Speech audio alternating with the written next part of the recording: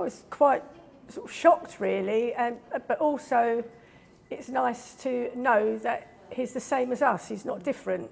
You know, even a king can get cancer. It doesn't just attack sort of us people, you know, it doesn't differentiate, it just attacks anybody, and to know that he's got it is a little bit sort of comforting. Mark, what about you? Because we were discussing that before we sat down at the table, that the cancer is the great leveller, anyone can get it, but what is different about the king is his global reach in terms of starting a conversation about cancer. Within the last 24 hours, it's become part of the national conversation for everyone. My response was, here we go, which is the response I've had for the last few years regarding people I know who have subsequently, since my diagnosis, have had their diagnosis, because they talk about 1 in 2, and once you've been through the experience, you really acknowledge the fact that this is a thing, and so you hear of the next person, whether they're a celebrity, royalty, or you know, whoever. And whenever I hear somebody has had their diagnosis, like, oh, okay, here we go. Now they are at the start of their journey. Their journey, exactly. Yes. You three have all been through that diagnosis. I mean, Edward, to hear the diagnosis that you have cancer, what is that like? It's not particularly pleasant, believe it or not, but you have to be pragmatic. So you just say, all right then, let's get on with this. When you read the King's statement yesterday, he talked about being wholly positive, talking about being grateful to the medical team for finding it, because by the sounds of it, he went in to be treated for something that was benign, and while that was going on, something else was discovered. And Louise, I'm sure you can attest to that, because that is a story for so many people who perhaps don't present symptoms or present symptoms of something else. They go in thinking it's one thing, come out and it's cancer. Absolutely, and we hear that all the time in the centre, and absolutely it's that description that you were all saying, is what a shock it is to sort of think you're going to the hospital for one thing and then to come away and find yourself in a completely different place. The amazing thing about the King sharing this is that it has brought it right out into the open, and really encouraging people perhaps to talk about things, you know, whether it's that they might be worried about something and they might go and get investigated, or just perhaps they've already been diagnosed but felt they couldn't talk about it before. So it's an amazing thing that he's done. We talk about this cancer journey and nobody's is the same, but what was yours like, Edward? Because, you know, King Charles has just started this. He started treatment yesterday. So what was your journey like? It's very mixed. I would say a little bit of anger, but not very much. A little bit of acceptance, but also not very much. And a bewilderment. It was all those wrapped into one. And the hardest thing is that you had to learn to be a diplomat, because you had to treat the news with other people, the nearest and dearest, and that was very tricky. So I wish King Charles and Prince Harry have a good rapport over this. Let's hope so. Mark, you were diagnosed with bowel cancer. Yes. What's it like in those early days of that diagnosis? My diagnosis experience was a little unusual in that the real drama for me was before my diagnosis, because I was rushed into emergency surgery. I had to have surgery, which has resulted in now I have I like to call it the souvenir of living with a stoma. So that part of it was quite dramatic. It was touch and go. Had it been 1 week later, I wouldn't be sat here. And I was in hospital for 3 weeks in recuperation with other complications as a result of the surgery.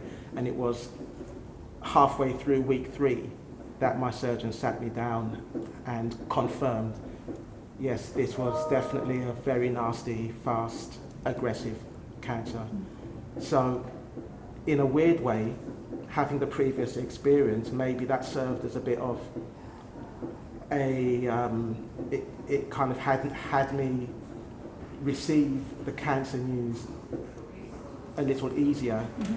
I heard the word cancer before, but it was speculation at the time. And I live by the philosophy of don't worry about anything until it shows up at your front door. So when I heard the word cancer, it was like, right, okay. And my response was, okay, this is where we are. What do we do about it? Well, nobody's diagnosis is the same. The way people receive the news isn't the same, and what happens next isn't the same for everyone. You know, cancer, it's a big encompassing term for something that's so individual. Jo, what was your story? Because you were diagnosed with breast cancer. I was diagnosed with breast cancer through a routine mammogram. Went for my mammogram, got a letter a couple of weeks later asking me to go back. They needed to do some further tests. So I went back, I had more mammograms done. They took an ultrasound scan. There was just a little area that was different, but they couldn't decide if it was cancer or not. So they took biopsies, and then I went back and they said, yes, it is cancer. But they said it's been caught very early. It was small, but the size of a pea, and it was curable and treatable and curable. So everything I wanted to hear, but it was still such a shock. And also the surgeon and the consultant who informed me said that she wanted to commend me for going for my scan, because so many women and young girls don't bother to go.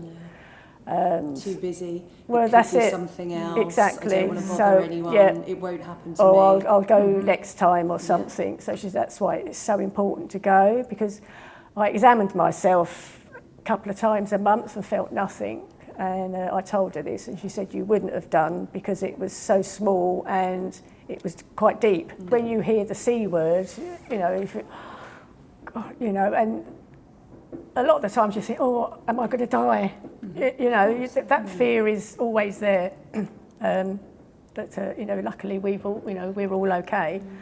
But yeah, I mean, it is a shock. But I think really staying positive, and I hope the King stays positive through his treatment, however bad it gets, because I really do think it does help and aid your recovery.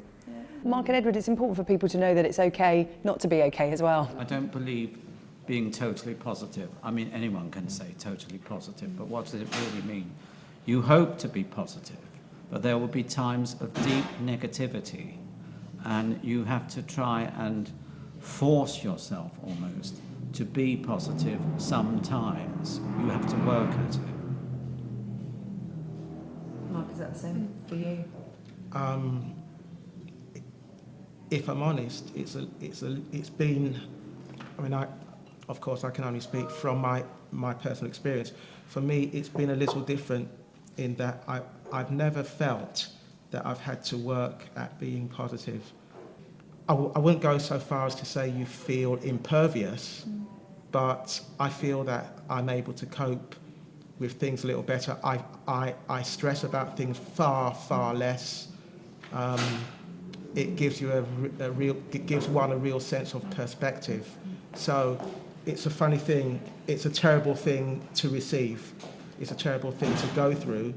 But on the flip side, it's given me a couple of gifts that I walk along now, and I feel that I mean, this is the best I've felt in years as a result of the treatment and everything. And I'm just taking each moment, literally each moment. I don't talk about day by day. No day is guaranteed. So I'm enjoying this very moment right now. I know that the Queen, Camilla, is heavily involved with Maggie's, and the King is a patron of a number of cancer charities as well. They know only too well about cancer, about the statistics, about the science, about the treatment, about the care. You know, they've given so much in that area, and now they will be the recipient of it. And all three here have spoken about the importance of telling family and having family around them. And it doesn't matter whether you're the royal family or, you know, our families. We're all in the same situation together.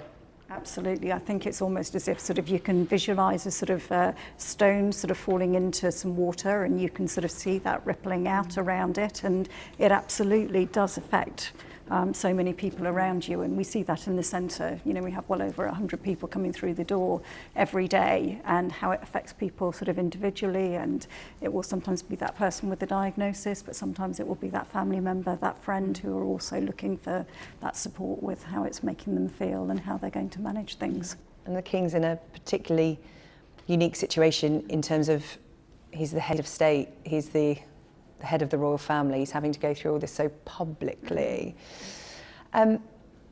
What do you think it's done by him being so open at this stage? It is still a very early stage, you know, he's only just started treatment, but just by coming out, he's the first monarch to do so that we know of. I'm sure there has been a history of illness and disease in the royal family, but it's never been spoken about openly. And I think absolutely it has opened that door to allow other people perhaps then to start speaking openly about this and to share their story, their experience.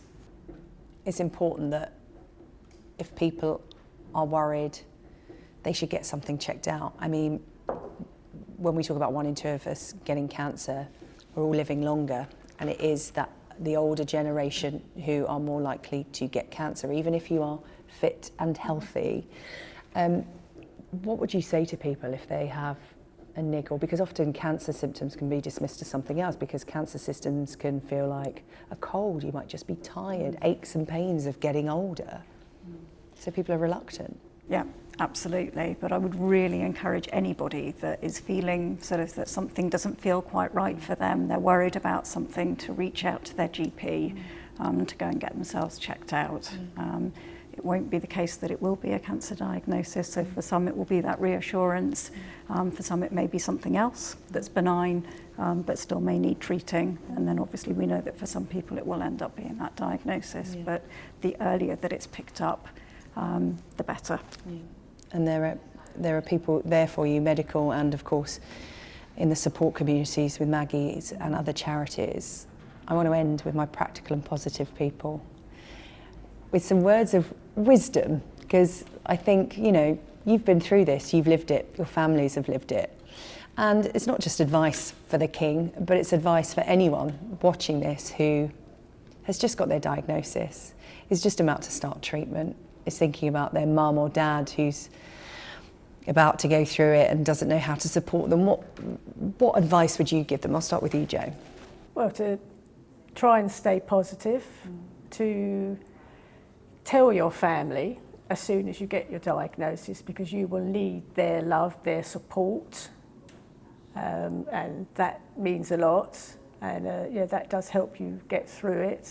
And you know, if there's a wonderful place like Maggie's, go to it, because you'll have all the help and support there as well, as and when you need it. Well, I would agree. My advice would be, you may not feel to want to tell people, but I would recommend you do it, because much better to have people there for you than to be dealing with it on your own. Yeah. I can't say that I was absolutely open with absolutely everyone, but in the end I'm coming round to my colleagues here point of view, that it is better to talk and better to be as expansive as you can. But information to your friends and your family is quite tricky to handle. It's not the easiest thing in the world, and you need to think that you are a diplomat. You have to put your diplomat hat on and try the best way you can, even with the diagnosis, to treat all the other people around you with respect and tender-heartedness and kindness. Well, I think that's sound advice for the King and anyone who is going through this right now. I want to thank you so much for your positivity today. It's been a really uplifting discussion. about cancer and what it means to different people, and I know that you're all coming out the other side of it at the moment with positive results. So I wish you all the very best, and thank you so much for talking to me today. I really appreciate it. Louise and the wonderful team at Maggie's, thank you for hosting us. Thank you. Thank you.